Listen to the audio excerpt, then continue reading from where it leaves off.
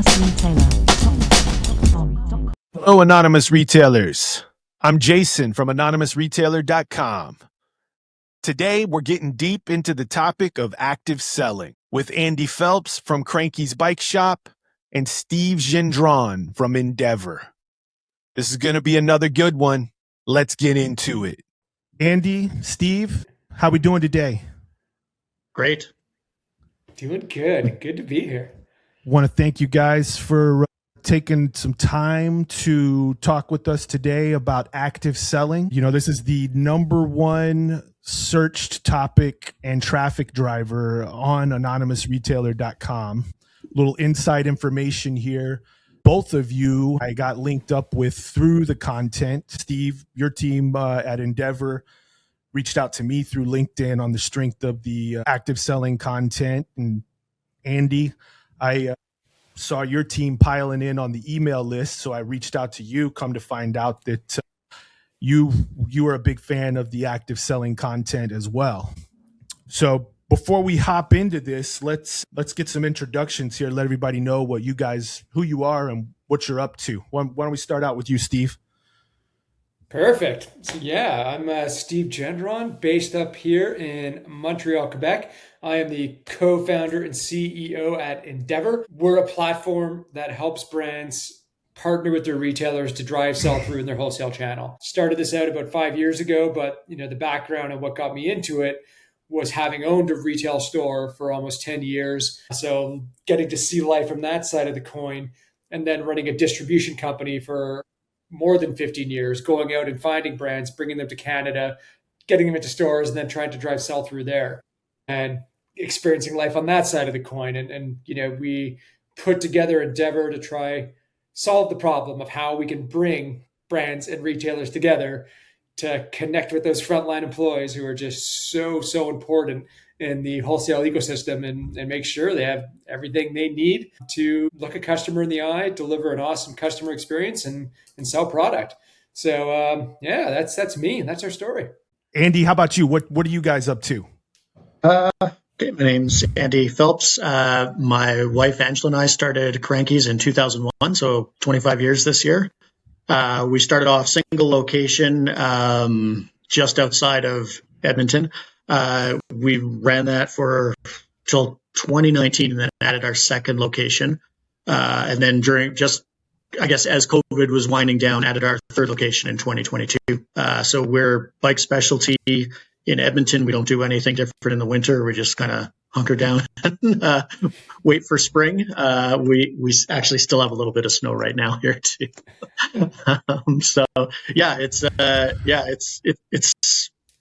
It's been a great 25 years. Looking forward to a bunch more great years. So real quick, just for clarification, you're in Edmonton, Alberta, Canada. Yep. Correct. Okay. So shout out to Canada. We've got a very big Canadian following. So thanks for stepping up and representing Canada with us today, guys.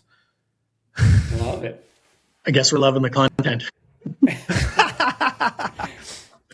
So, it's funny because I get a lot of questions that come to me through LinkedIn. There's no way to contact me through the blog. I keep it that way because I don't want a bunch of spam rolling through me. You can leave a comment on a blog post if you want, but there's no email. There's no way to actually contact me through the blog because it's just out there living as a blog. It's not meant to be a engagement piece. If you want to read it, if you want to watch the podcast, you're more than welcome to, but there's no way to contact me. But some people find their way to me through LinkedIn.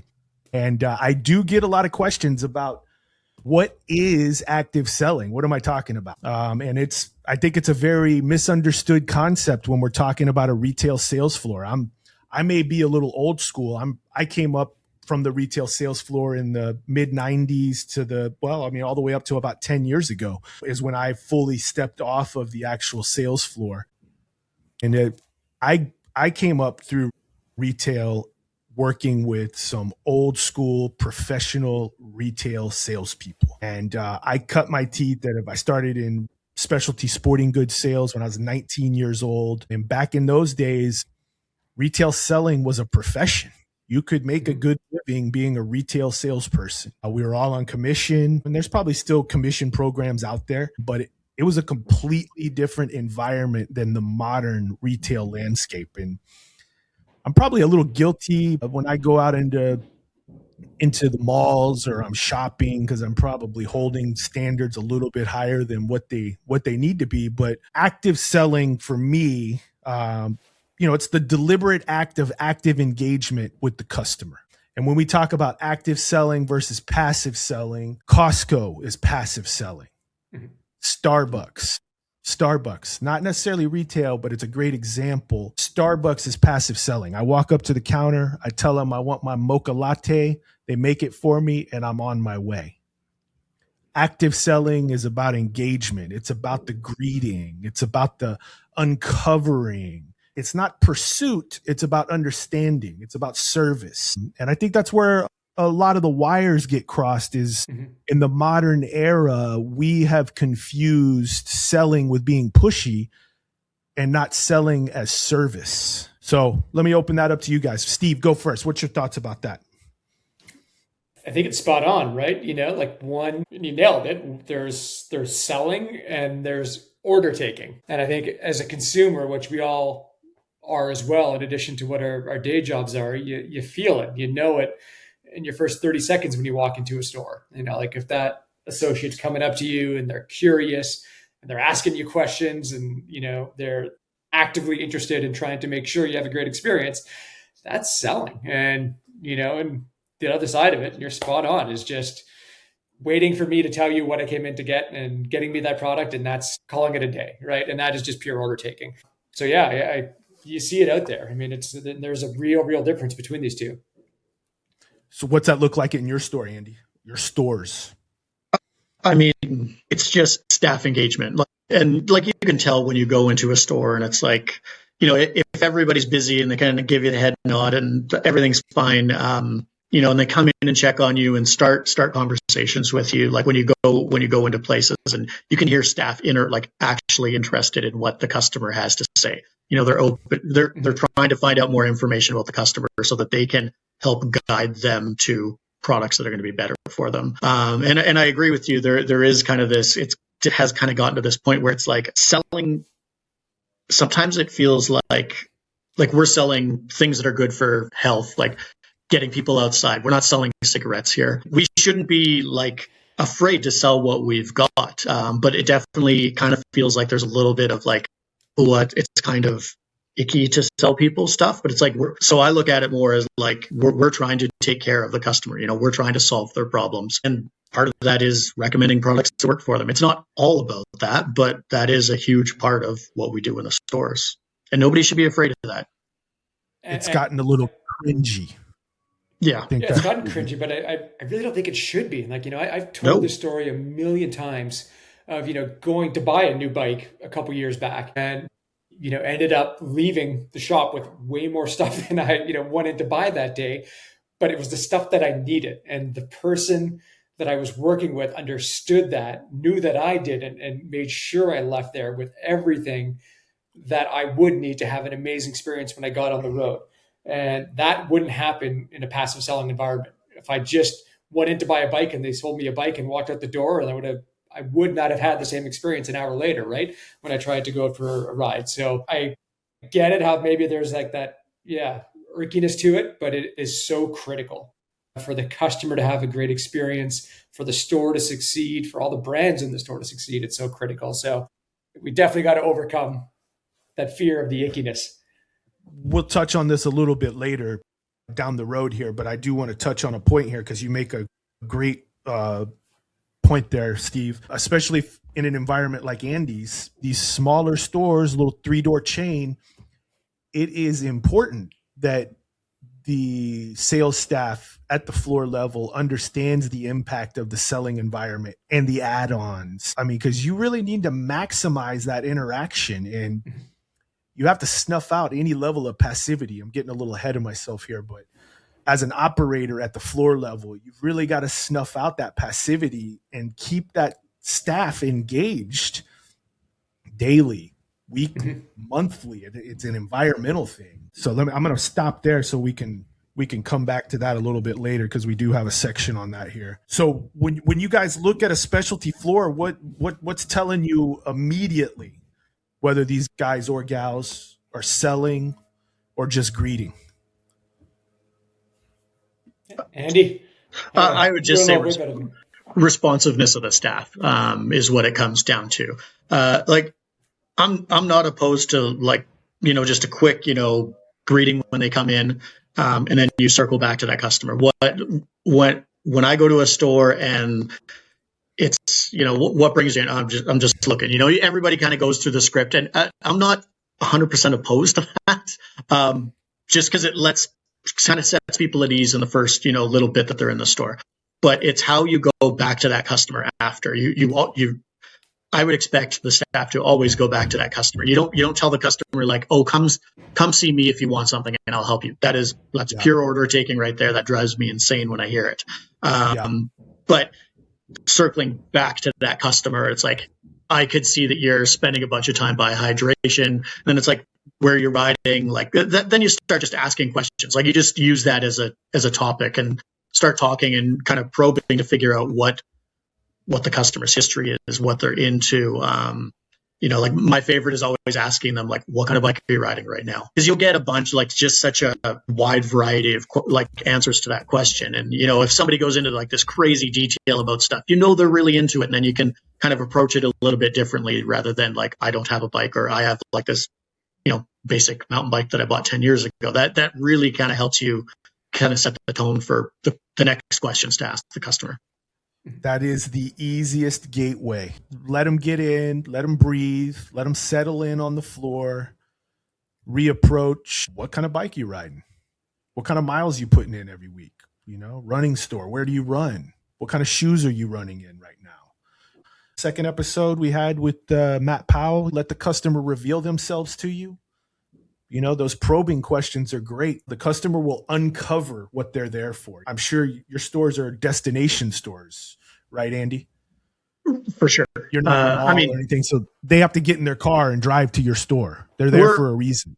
Yeah, two of the locations. They're in like a shopping district, but yeah, they're coming in. They're not just happen to walk by, and that happens every once in a while. But that's not a reason not to engage with the customer. We're beside a place that issues like driver's licenses, so every once in a while you'll have a dad come in, and it's like, oh, I'm just looking. My son's taking a driving class, and it's like, oh, okay, do you ride? Like you can like right off the bat. That doesn't mean like don't interact with this customer. That means start asking him questions. They're in the store for a reason. Even if they think they're just killing time, there's obviously some sort of interest there.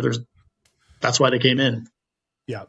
I think that there's a lot to be said for the customer with the impression that it leaves on the customer with the lack of acknowledgement. Yeah. I think that greeting is worth its weight in gold. Just a, hey, how you doing? That'll open a lot of doors. I was on with a retailer recently this week, and they were talking about how this is just so key to the training they do. Is just no matter like what you're doing on the floor, like when a customer walks in, you don't need to jump on them and be all over them for the next 10 minutes and shadow them, but you got to connect with them. You just got to say hi to them. You got to welcome them. You got to do whatever just to, make sure they're recognized when they come in here. Because it is step one, have a plan to come back. Well, talk about all the strategy, but just make them feel at home. Make sure, you see them. Yeah. Yeah, if you don't do that right off the bat, you've kind of dug yourself into a little bit of hole that you're going to have to dig out of later. Mm-hmm. One of my great friends and great mentors is a long-term sales rep in our business. He says, you got to keep it frictionless, make it easy. When that greeting is off balance and it's missed, it just creates a friction point, that cringy feeling again. Totally. So let's flip over to the passivity side. All right. So is the passive selling problem in specialty retail you think it's getting any better, or you think it's getting worse?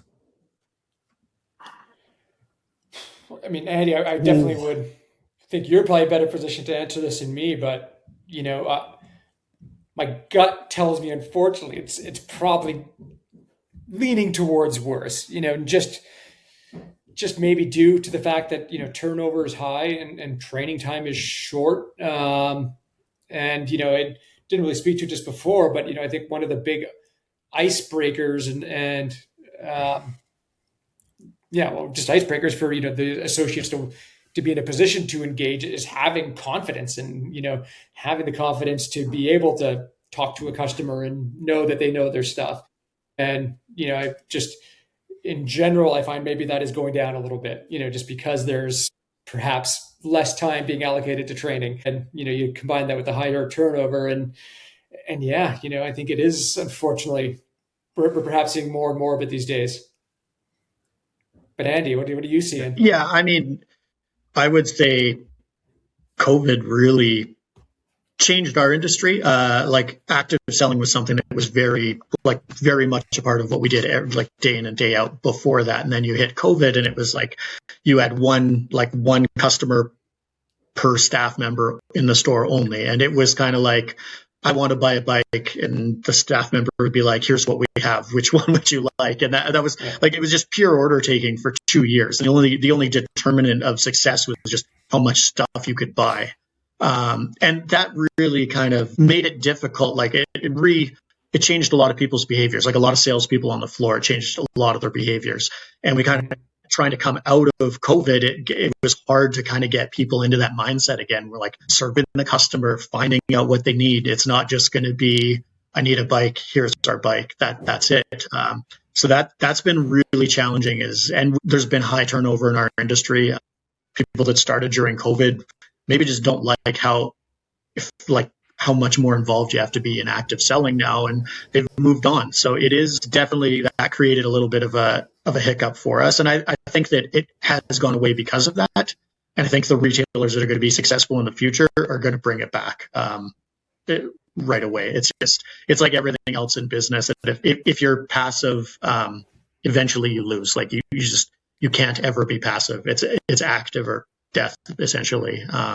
So I think that's who's going to win. Man, that might be our new, that's going to be the quote of the episode right there. Active or death. Okay, maybe that was too much, but. I love that. I love it. We might need to do a Cranky's Anonymous Retailer collab shirt on that. Active or death. I like that. Yeah, we're running with that. It's so spot on. Like, like in specialty retail, like the whole value prop is expert guidance, right? So, like you got to make sure that it does come back. And look, I said maybe it's kind of on the decline. I think you agreed with me, but I think people are figuring it out. And I don't think it's magic. It is about putting the right structure in place and having accountability. And, from where we sit, it's really about like brands actually showing up as partners in the associates development and not just as vendors trying to push product through. It's about some collaboration opportunities and working together, brand, retailer associate, to make sure the right structure and systems are in place to equip those individuals on the store floor with the confidence and the motivation to be active sellers, shift in and shift out. Something that I always think about and I haven't really framed it up correctly in the content, but active selling is energy, on the floor level. It's height, and it's not like cheese ball hype. I'm just, and the customer is attracted to that. If you can be a source of what we call informational pressure, this isn't cheese ball used car salesman tactics. This isn't pushiness. This is selling pressure, but it's a different type of selling pressure in the form of information. And if you can become the informational source, you are going to attract customers to you through that knowledge. A lot of active selling is rooted in knowledge. It's just not sales floor tactics. It's also product knowledge. Just, I imagine this is very prevalent in your space. Selling a bike's no joke. Some of these specialty areas. I was in. My son is a computer guy. He's got a computer downstairs that he tweaks like a old school Mustang all the time. He's always got the side pulled off of it, messing with something. So we're in this large chain computer store they're not a huge chain, but they've got 15 or 20 stores across the country. And I'm always blown away every time we go in there with the consistency of the execution of the selling for a chain is top notch. And number two, it's the level of product knowledge that these guys and gals have that work here. I'm just And I always enjoy going. I'm not a computer guy. I don't know much about computers, but I always enjoy going just because of to observe the retail experience. We go 2 or 3 times a year, so it's not like we're working with the same people every time, but the execution is consistent every single time we go in.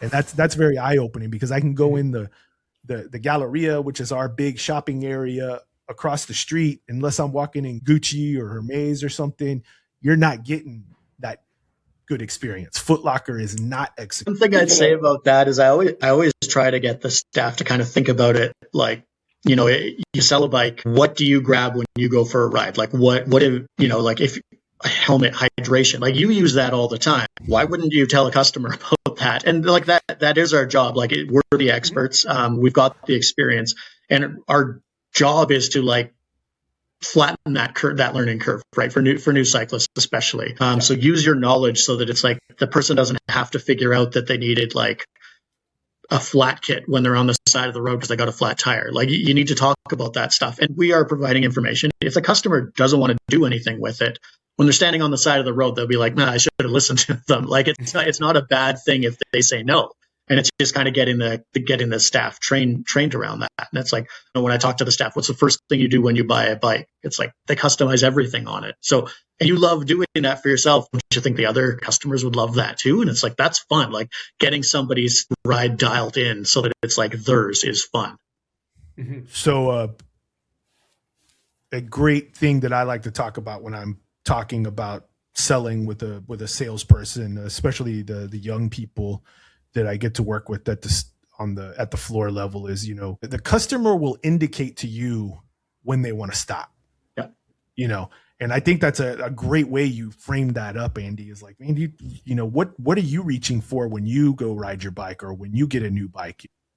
That experience should be like that, consistently executed with every customer. They'll tell you when to stop, and you really shouldn't stop until you hit that point, because you don't know what their needs are until you uncover those needs, and then and the customer doesn't know what they don't know, right? Like, right. They're there buying the bike. They just might have zero idea that they need that flat kit, right? And like, it's great. Just tell them about it. They might say yes, they might say no, but at least they now are informed about this is something that will ensure they have the best experience when they're 100 kilometers from their house, or 60 miles for our American friends. All right.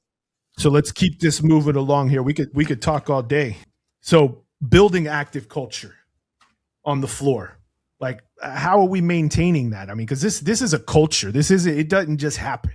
This is something that has to be developed. It has to be taught, and then it has to be reinforced on a daily basis. Like Andy, how do you keep that alive?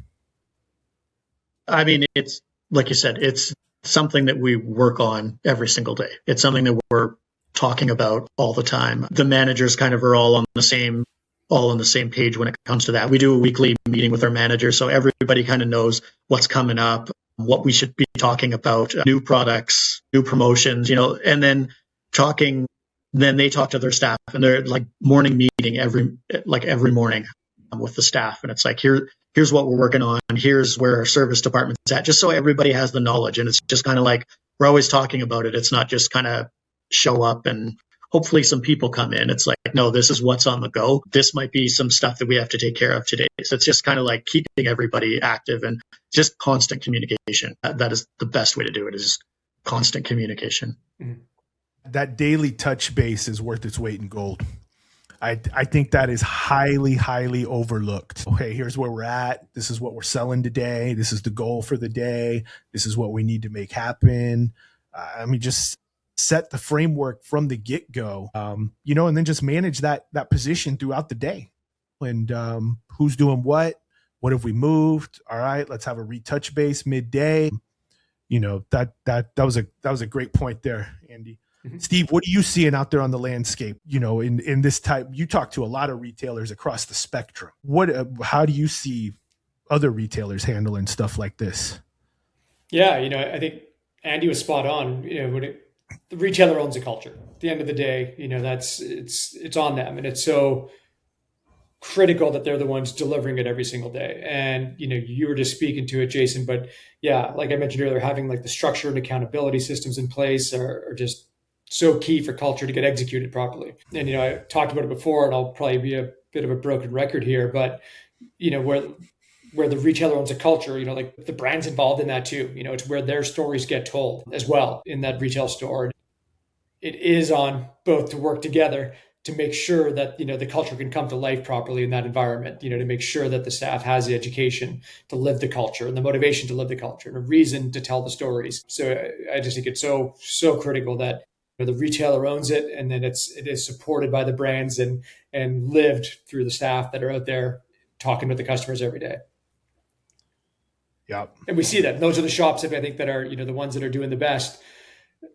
They have that, and they feel it, and they live that every day. And they have brands that are supporting them every day, and don't just look at those stores as like distribution endpoints, but really as a place where their products are going to get discovered and where their stories are going to get told. And, they're investing in like supercharging the culture in these great specialty shops. You touched on it right there, and you dropped it in there. You can feel it as soon as you walk into the store. Mm-hmm. Like, oh, this is going to be a different experience. Yeah. It's and I hate to use a cheesy slogan, but it's a vibe. Definitely, totally. It's a vibe. And we've all felt it, right? Like, we're all consumers. Yeah. And you touched on it with your computer store. Like, when you're getting, like, when you walk into a store and there's an awesome culture and the staff is excited and they know their stuff, like, you feel it, it right away. Like, there's no hiding it. It's just there. And it's powerful. It's really powerful. Yeah. Yeah. All right. So here we go. We're going to move over to the brand side, the vendors. Steve, you'll probably have some good information here on this, because you work both sides of the fence here. You're working with the brand side and you're working with retailers. So what do you think the brands get wrong about how they show up at the floor level? Right. In terms of this active selling environment? Sure. This is, and I bring it back to my days running the agency, when I had that business before starting this one. And, I've told this story a million times as well, where, like, you getting the purchase orders from a retailer is step one, but it really doesn't mean anything unless the product sells through. That is why, from like me running my agency, I would be on the road and be visiting stores and doing clinics and trying to run incentives and trying to build relationships with staff. Like, that is so critical. And also, with what we do at ENDVR, we built a platform to help support that and amplify it. But you still can't be a rep getting into a store and getting FaceTime in with a retailer. But where I think brands might get it wrong is just confusing that kind of distribution with activation. Because yes, getting your product in the door is just the start of the job. And, what you do after that is really the most critical part, because, when a product just sits there, doesn't, you might not get as big an order next year, or might not get any order at all, is the reality of it. Right. So it is just so critical that brands look at it through the lens of, me getting my product in was just job one. Now the work begins. Now I need to work with my partners to make sure that they have customers walking into their store, that they have staff that know this product, they know our story, they're ready to tell it, because that is what ultimately is going to make the biggest difference here. That's where that frictionless environment starts. Because it really started touching back onto what I was saying earlier about the product knowledge. It really starts there with the vendor and that downstream knowledge flow to the floor level, so that the salesperson has the confidence to lean into that customer interaction. I mean, I've seen it all the time. You got two competing products on the floor. One rep that shows up after the sale, the PO, one that doesn't. And, you could take a guess at which one moves more effectively, and I think that's a big part of it. What do you see on your side there, Andy? Well, I mean, what we're talking about is essentially your sales rep being an active salesperson, not a passive salesperson. And there are a ton that, like you said, the getting the PO isn't step one. That's the last step, is getting the PO. And, I had a pretty cynical conversation with another shop owner about some brands where it's just like, I'm going to get that PO, And next year, well, they didn't sell as much. It'll be a smaller PO. And then 2 years, I'm going to go look for another. And you just kind of, it's almost like this little cycle that bad vendors and reps are trying to seems like they're trying to do, where it's just like this: get a big PO, it's a little smaller, get another big PO, and just kind of, and then like everybody kind of feels burned in the chain. So to me, the brands that are kind of invested in us and invested in making sure that their brand does well in the store, they always do well in the store. We've got brands that provide extra sales training; those brands sell more. Like it's, I think there's still a huge opportunity there, I think, at the store level for brands to really engage with salespeople, because I think a lot of times the salesperson is the biggest influencer of the customer decision. Like, so 100%. Getting those people on your team, I mean, that's super important. So what can vendors do to get that person on your team? We talk about this all the time when we're having conversations with our brand clients. Really, just say exactly what you just said, Andy. And you can spend all the money in the world on creating brand awareness and doing all this, and your ability to influence the customer's purchasing decision ends the moment they walk into the store. And from that moment on, it's coming down to the associate who's serving them. And if that associate knows your product and can confidently look the customer in the eye and tell the story and say why it's the right one for them, they'll sell more of it. If they're motivated to sell it, if they're passionate about the brand, they are going to sell more of it. A full stop every time. And if they're not, if they don't know the product, if they're not excited about it, if they don't feel the connection, guess what? They're going to go for the one where they do. And that's just the reality of us being human, right? We talk about on the blog, we have 3 core marketing pillars that we talk about that are really at the central core of the marketing mix for specialty retailers. And it's, the quality of your assortment, the customer experience in your store, and the quality of your staff. 2 of those 3: active selling from your rep, the quality of the assortment, and then that experience with your staff. I mean, those 2 core pillars, those are key experiences that the customer is going to have in your store. And it can go one of 2 ways, whether it's an active or passive experience. Mm-hmm. I've been going down the rabbit hole for the past couple of months of the marketing guru named Seth Godin, Godin, if you know who he is. And one of his core things is I'm not on social media. He's like, I do podcast interviews. I don't do anything to promote myself. I rely on the strength of my content to get out and let everybody else talk about it. And that's coming back to these 3 pillars of the strength of the assortment, customer experience in your store, and the quality of your staff. If you can pop off on all 3 of those legs and engage with a customer at a high quality interaction, that's worth 10, 20 new people finding out about your store that never knew about you in the first place. I mean, you cannot duplicate that with a $2,000 AdWords budget. What you would get back from that. Yeah. Highly impactful, and it all comes back down to that active environment on both vendor and sales floor side. For sure. And Jason, I think, there's on that thread, we all know there's that, I forget what it is, like the rule of 10 to 1, but the idea that people like being hard done by. So, you have a great experience somewhere, you might tell 1 person, and that's important. You have a bad experience somewhere, you might tell 10. You want to tell everyone about what that was. And that's just where it's so critical that you execute and nail those 3 pillars. That's what delivers the great experience that gets someone being like, well, I'm going to go back there again, and I'm going to tell at least 1 person about this. Yeah, and that's go ahead, Andy. I think the real opportunity too is with vendors anyways, is like make the stores more of a partner. Like that term gets thrown around a lot, and it makes me cringe a little bit, honestly, because just the way that vendors sometimes act towards our their partners. But there is an opportunity there where it's where your salespeople make them like your insider for your brand. We're kind of past the point in the bike industry where in the fall, we're going to say, here's what's coming out next year. And then 6 months later, that stuff arrives in the shop and you expect people to show up. Now it's like, there's a new bike coming out in June. And what some brands have been good with this, some brands are kind of still struggling, but they're doing all this marketing with this new bike that's coming out in June. And then maybe customers are driven to the store and the staff haven't tried it. Like the staff should have tried it before the customer even like came into it. So like, how do you get your timing down so that the staff can like try the product before it's released? It's in the store the minute it's released, so that like all that marketing kind of funnels everything to people actually buying in the store.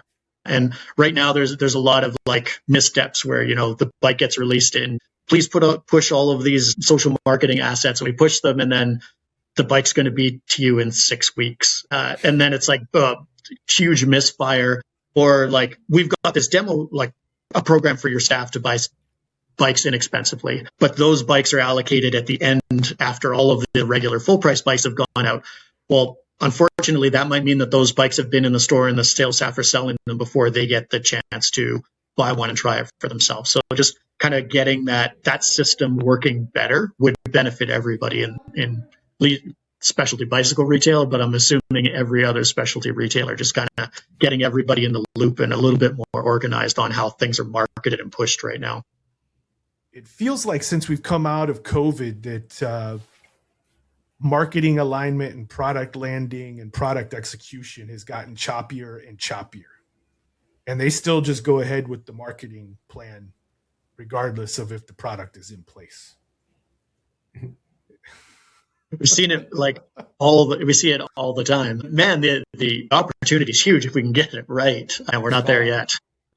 And I think you nailed it there too, Andy, with kind of the sometimes the token word of the use partner. Like if you really look at your retailers as partners and partners in your success, where your products will get discovered, where your story is going to get told, then you invest in them and you make sure you nail all of those things to ensure that your products have the best chance of selling through, and both you and your retail partner win. But it's got to be more than just saying the word partnership. It's got to show up in tangible ways every single day. Well, the cornerstone to like having a good partnership is trust. So I'm going to trust that you're not going to do something that damages your brand in my local area. And you're going to have to trust me that if you tell me your release date's 2 months out on bikes and we're ordering stuff, I'm not going to tell everybody about them either. And so it's kind of a two-way street there. And I think if we can get it right, there's a big opportunity there.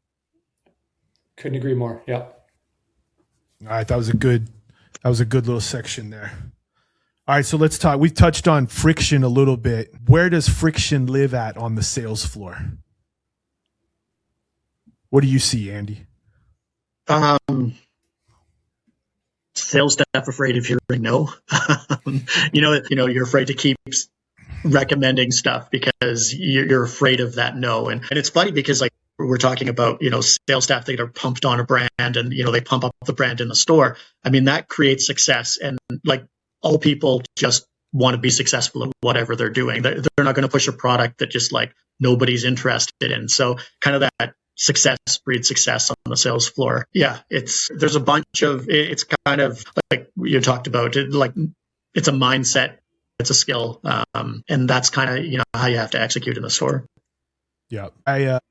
I recently read the book Weekend Millionaire. I don't know if you've heard this book before. I forget the author's name.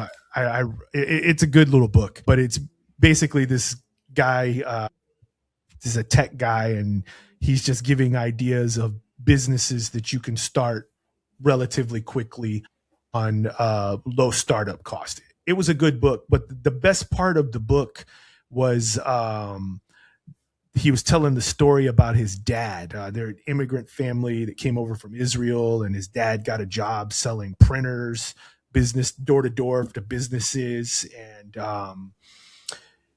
his dad would always come home with a smile on his face after getting the door shut on him, time after time. And, and he finally sat down and talked with his dad about it. And his dad was saying that he didn't chase a sales goal. He chased a rejection goal every day, because he knew that if he got rejected 10 times, one person was buying. And I've been teaching people how to sell for the better part of 30 years. in a retail environment, and I have never heard a spin like that on selling. And that changed that. I'm not going to lie, it rocked me. I had to sit back and think about that for a few days. Because I don't think about rejection when I'm teaching selling. I'm teaching how to avoid rejection and how to overcome.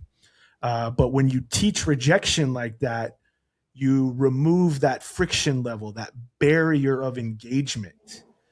And I'm really upset that it took me 30 years, now 32 years of retail to hear that.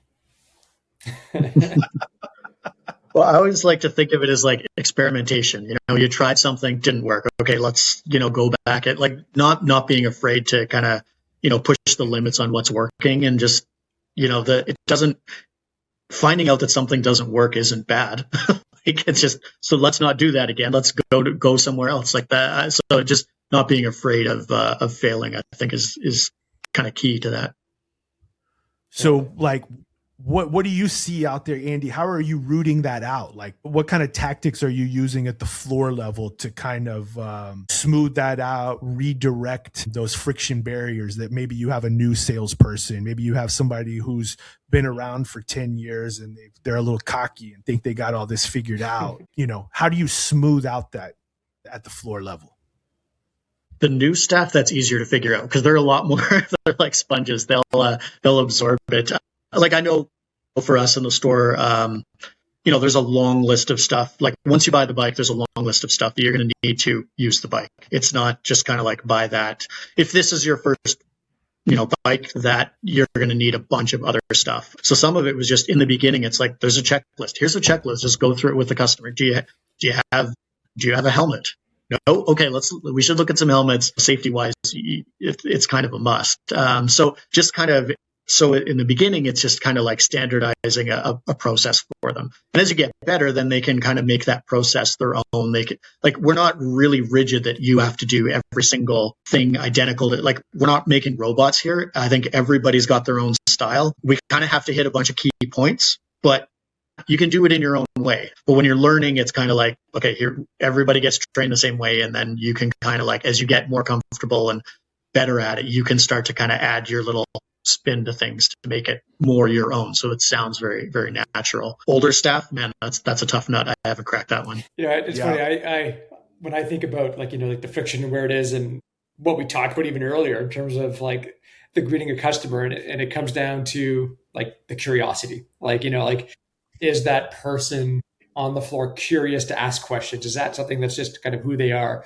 Because you can train the skills, you can teach people like the product information and make sure they have all the right tools, but like, are they good? Are they curious? Are they genuinely interested in helping and asking the right questions for that person who came in for a bike? Does that person want to go for a casual ride on a Sunday afternoon, or are they hoping to win the Tour de France next year? Like, okay, your journey through the store is going to look a little bit different depending on what that answer is and what products you might need for your experience. And it's like having that curiosity supported with the product knowledge, I think is what, cuts the friction and gets rid of it.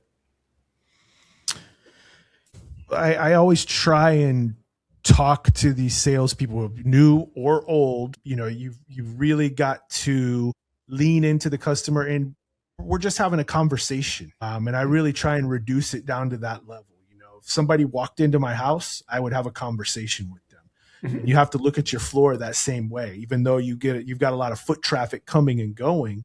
We're just having a conversation with the customer. It may not lead to anything, but at least you are being acknowledged as identifying the customer. They know you're there if they need your help, and you've set that customer experience off on the right foot. I am always amazed at how much people don't want to do that. And they want to be on a retail sales floor. It's like, you want to be in this business, but you've got to be able to talk to people, and you've got to be able to communicate and conversate with people. I mean, it's as simple as that. It's a service business, right? And you gotta, just gotta remember that this is not about like pressuring the customer to make a purchasing decision. It is about serving them and making sure you're guiding them towards the products that they need. They're there to serve the customer who's decided to hop in their car, drive to your store, figure out what is the right product for them. And so they it is so critical that they're set up to do that and do it properly. Yeah, and I think So it's sorry.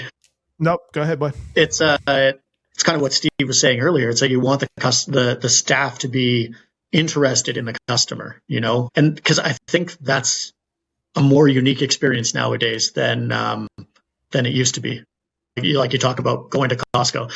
Nobody at Costco cares about what they're just restocking the shelves and you grab the stuff and we ring it through. That's the transaction there. So going into a place where they're actually interested in what you want to do and like having a conversation. And I mean, some people are actually probably at the point now where they're maybe uncomfortable with that much interest put on them. But I think that is kind of what specialty retail does offer. Agreed. Yeah, agreed. We got to lower that friction barrier to open it up again, and get people back into the stores. The landscape has changed so much. I'm having another conversation about another retail situation we have going on, and I'm conversating about what it takes to get people back into the stores. And I actually read a really good article. What are we, Friday, Wednesday? They're starting to see a resurgence of people coming out and shopping. They don't want to wait on product. They want to get out into the stores. And I'm really hoping that pivot, we start to see more of what we're talking about here coming back into the fold. Yep. And I read an article not that long ago. I can never remember Gen Z. I don't know who's what, but it was talking about the younger demographic and how they love getting back into malls and they love getting into stores. And it is something, it's become this social thing that they all do together again, maybe like it was when I was a teenager. It's so cool to see because it is great to get out and discover new products and new cool things out there. So we've kind of talked about a myriad of different tactics. So what are we feeling that the most effective tactics that are working today? I'm a big fan of the daily touch base that we were talking about and the touch base throughout the day. I have a very good friend of mine that worked for me when I had my store, and I still chastise him about this to this day. We were in the skateboard business. And if you've hung around skateboard shops, it's kind of almost a barbershop environment, but it's still a business. And we had to make it abundantly clear real quick. It's still a business. If you're going to work here, it's still a business. And, he had to learn early on, we check in every day. We touch base before the store opens. Here's what we're selling today. We're running low on these bearings, sell these bearings. We're out of 53 millimeter wheels. We got 52s and 50s. We're out of Silver Thunder trucks. We have raw indies, just things like that. And then updates throughout the day. Very simple, but it sets the day out on the right foot. What kind of things like that work for you, Andy? I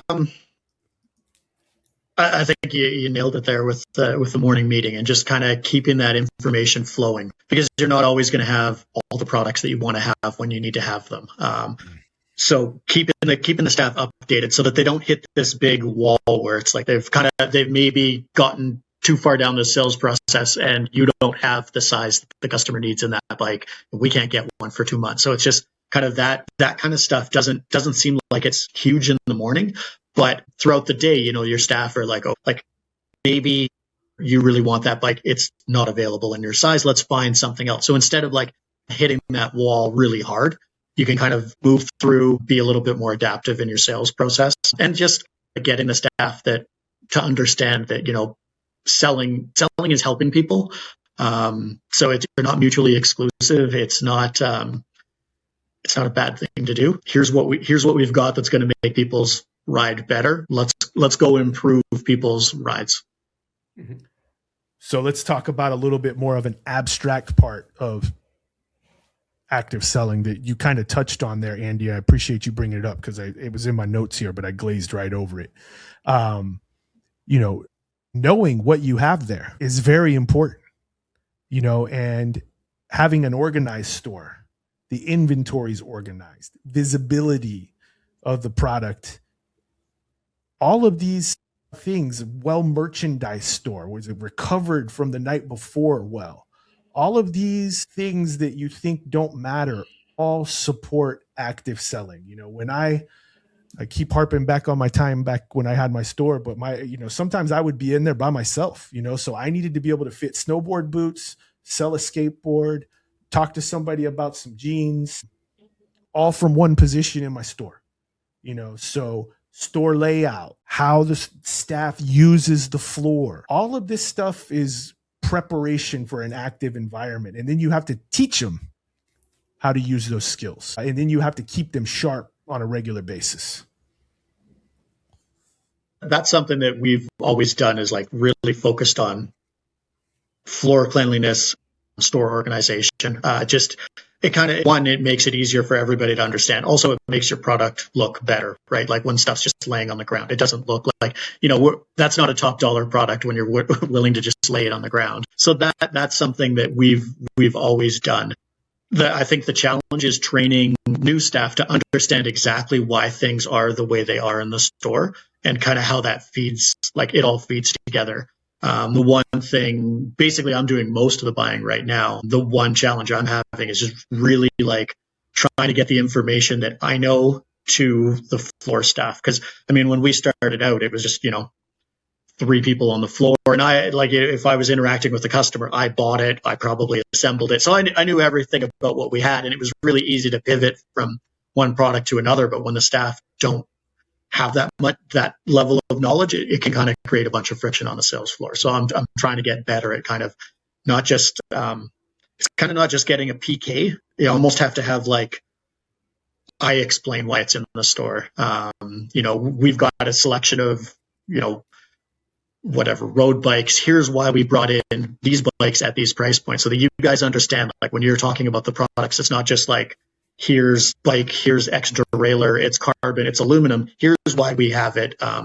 So it's just kind of getting that in the training. I don't think we're there yet. I think that's going to be a longer process, but I think when you're there, it's just so much friction on the sales floor is removed.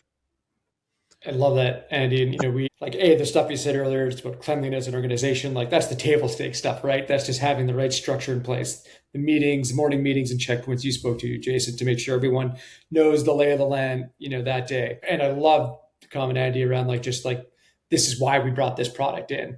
And, the bit that, that I always look through, and obviously I look through it through our lens over here at Endeavor, but it's like, that brand's job is to make sure that anyone who's in a position to influence a purchasing decision knows their product, knows the key stories, like the key elements of it. They're ready to look the customer in the eye and tell them why it could be the right product for them. But it's at the store level where you might have 10 different products, that are all different levels of it. That's on you now. And it's got to make sure that the staff really understands who this is for, why you brought it in, how you're trying to serve it. So, and that's where the partnership comes in, right? It's the brand working to make sure there's the base knowledge that your staff is ready to equip, and you're there to make sure they have the supplementary knowledge about why it's on the store floor and who it's for, and how to properly sell it versus the 5 other products that it's maybe sitting next to.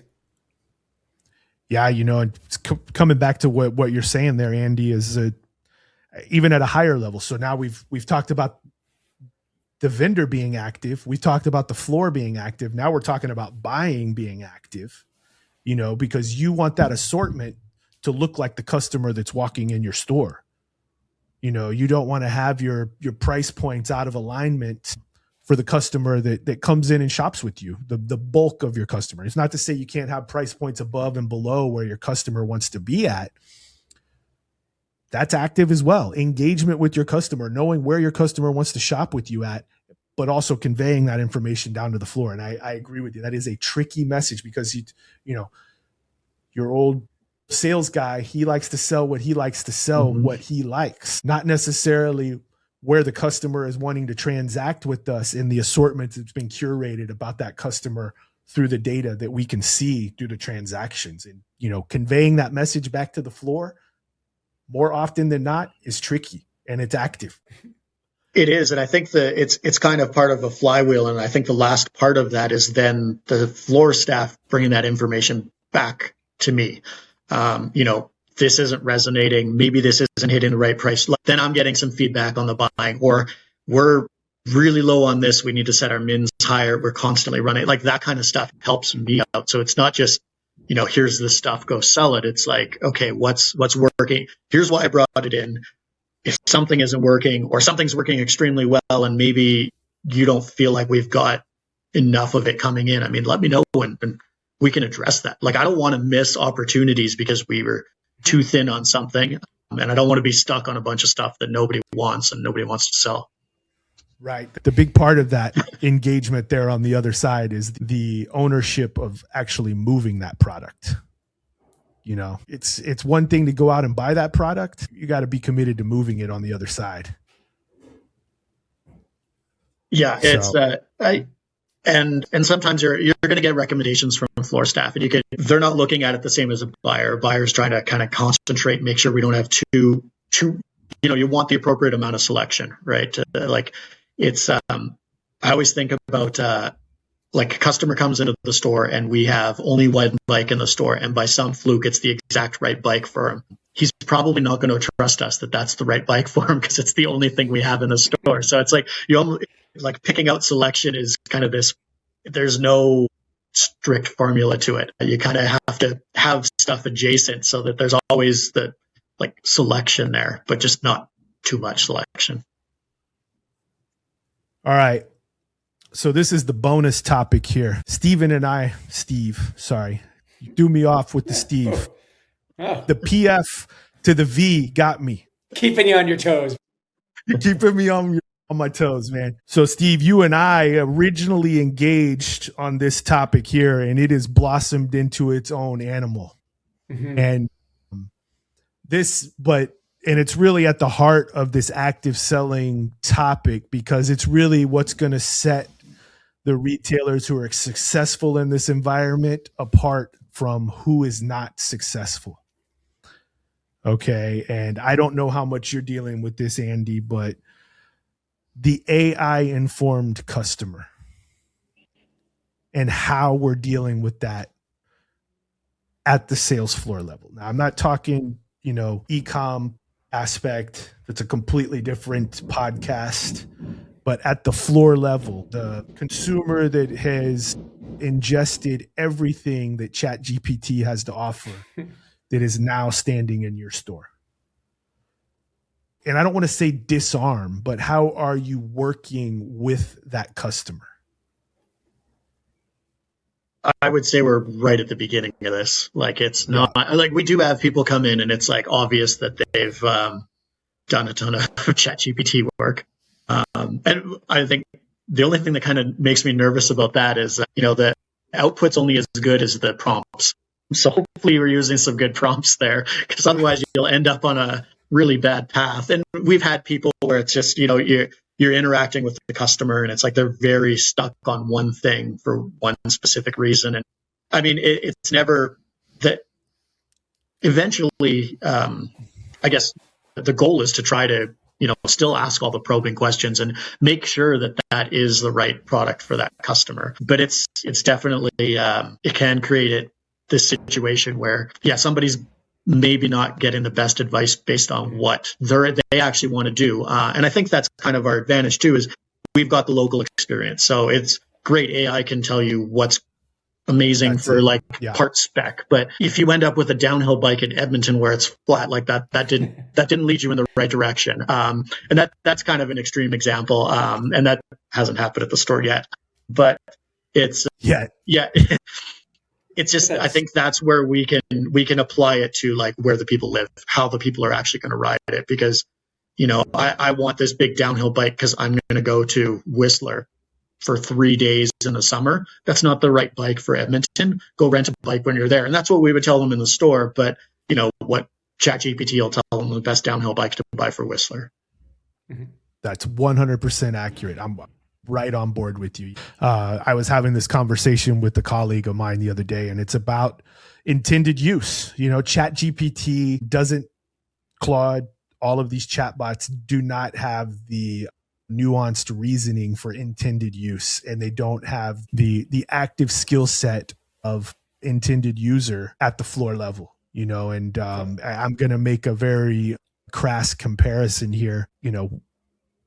Back in the old days, you had the person that would roll up in their Corvette or their high-end sports car and just walk up to the most expensive thing that you had in the store without any question and buy it. Probably was not the correct item for them, but they were just buying it without any check because it's expensive, and that's the same type of customer that ChatGPT is going to send into your store, a completely disarmed customer that, ChatGPT said, this is the best. I'm buying it, and it takes a different type of skill set to be able to maneuver around that. And right. And like, I also think too that, everyone's using it. We're all using it. And before this, we all Googled like crazy when we were going out and looking at making a purchase, like a new bike. I think the main theme is that the consumer is so much better informed and has access to so much more information than they've ever had in their life. So that by the time they do walk into your store, they've spent hours perhaps researching it and debating and saying, well, I think I've narrowed it down to these 3 bikes. But what is actually the right one for them based on what they are going to be doing, and for 90% of their time, like, that is why they are in your store, to solve that riddle and get that question answered. And that's why they're there, to talk to a human in your store. And that's where the human becomes the store's superpower, because they do know what the conditions are like out in your local area if you're going to be riding local, and what type of bike you would need to have the best experience. Like, they will be able to help get that consumer down from the 3 or 4 things that GPT or whatever tool they use guided them to be like, this is the one for you, and this is the why. And that's about trust and knowing, kind of like, the ability to ask the right questions and have the right context about what they're trying to do. Like, that is something that only a human can deliver. That's 100% accurate as well. Yeah, I think Steve hit the nail on the head there. It's like, we provide context, and you're just not going to get that out of any AI. It's the experience just provides the context for how the customer is going to use the bike. Mm-hmm. Yep. All right, fellas. Well, we've blasted through our hour-long barrier here. Andy, you got some more stuff you want to add there, bud? I think we pretty much covered everything. I mean, I think there was a lot of, is this, in your notes, I was looking through it. It's like, is stuff a mindset, or is it a skill, or is it a hiring decision? And it's everything. Like, this is a skill. This is something you can train for, but it's a hiring decision as well. I mean, we've gone through that where we've hired people that maybe knew a lot about bikes, but weren't really outgoing and didn't have that kind of like personality. And it's like, and that person is always going to still resonate with a bunch, like a subsect of customers, but it's not going to hit everybody the same as like a really outgoing, like inquisitive person would. So then, we kind of like went the other way, and it's like really like looked for that personality, and it was like, but didn't necessarily have like the background in cycling. And it takes a long time to kind of develop that skill. So we're looking for the kind of the best combination of kind of personality, some experience. Like, we don't need tons of experience. We're gonna train that. And I don't want too much, as I said earlier, I don't want too much experience, because then it comes with all this baggage. I want people, like, we've got a system for how we do stuff. I want you to be into bikes, and then I want you to follow our system, and then you can make it your own as you progress. Yeah, this is such a Canadian thing, I guess, but it's relevant to any sport. But I got a good buddy who's a hockey coach, and he was, talking about when they're, kind of doing their recruiting, going through the tryouts and whatnot. He's like, we just look for the kids that are just so passionate, and they want to get better. And you can see like the energy is like, we'll teach them the skills. That's no problem. Like, that's our job. But, the ones that'll kind of make the team are the ones that really have the drive in them. And I think there's like a similar parallel here. We talked a bit about that a bit earlier, but like, if you can find the people who are curious, who are just, they want to engage with people and learn about them and understand about them, like, you can teach them skills. But that part, that's tough to teach. That's tough to, get people to just to change the way they are. And sometimes it's just it may not be the most informed person on the product who turns out to be the shark on the floor, and it's being able to identify those nuanced skills, openness. Are you assertive on the floor? Are you open to talking to people? Do you handle rejection well? I had back to our rejection goal, I had another sales rep friend of mine that, he's gave me a talk the other day about, the level of rejection that you have to be able to deal with as being a sales rep, and those are some people don't deal well with that, so that's great addition there. The amount of times I was told no as a sales rep when I was trying to sell shoes or do everything, like the list of stores that said no to me was significantly longer than the list of stores that said yes. Maybe this wasn't a good rep though. Yeah. But I don't know any store that has 100% close ratio. So you're going to have to get used to hearing no. Yeah, that's right. I mean, the best batters in the league, in the major leagues are, batting 320 out of 1,000. Mm-hmm. And they make millions of dollars a year. So, if I can have a sales person batting 275, 300, we're looking pretty good. That's right. Well, and I think that feeds into what you said earlier too, is if you're afraid, if you're kind of passive and you're waiting for that to happen, that 30% of whatever, the pool's really small to pull out of. So the more that you're out there, the more active you are, the more questions you're asking. I mean, the more luck, the more success you're going to have. Yeah. You got to get up to bat and swing. You got to have a good coach behind you, though, to make sure that you have the proper form to hit the ball. Yeah. Yep. And I think that, at the high level, the structure of all this is just basically having good leadership, having a good environment, a good culture that cultivates this active environment.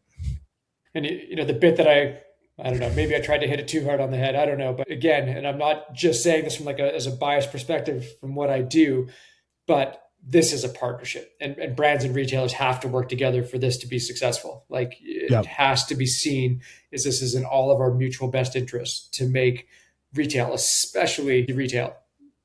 It's a collaborative effort. And if it's a competitive effort and if there's friction between those two, it's not going to help the cause. But if it is collaborative, if they're working together to ensure great experiences are delivered through a retail environment, the industry as a whole goes up. And I firmly, firmly believe that. And I think that's I agree. I think that's a big cultivating effort that we need as a whole industry, because you see it across the board. I'm highly engaged with a lot of people on LinkedIn and some of the topics that are coming across, just about the outdoor retailers folding, we're seeing a lot of skateboard shops closing. I think we've already run through it with the bike retailers. What's it going to be next? There's no more independent music stores really left down here in the States, at least. I mean, we got one massive chain, a couple of massive chains, and some online players, and it's devolved into this like faceless, homogenous environment.